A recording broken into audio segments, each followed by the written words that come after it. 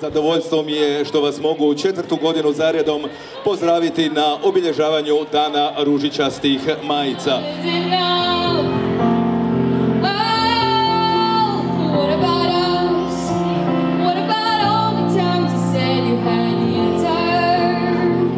Pokušavamo senzibilizirati javnost i sve skupa sa problemom općenito nasilja, a posebno vršnjačkog nasilja.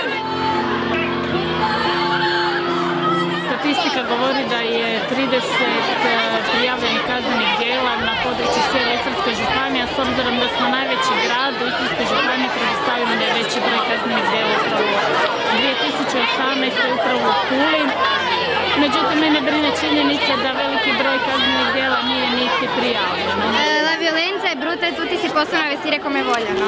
Nasilje je ružno i svi se mogu obući kako žele.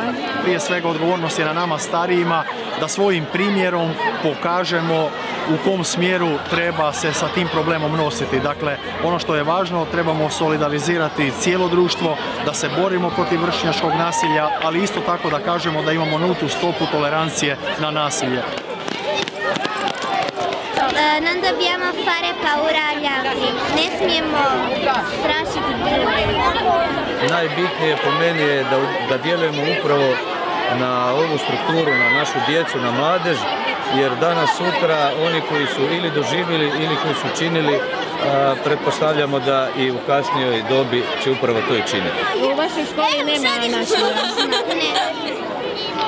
A što biste napravili da vidite da neko gurka? Ne znam. Da je pored škole, zvali bi me na primjer ravnatelja da odmah dođe. A da je negdje u takvom gradu, zvala bi starije osobe da nam pomogu.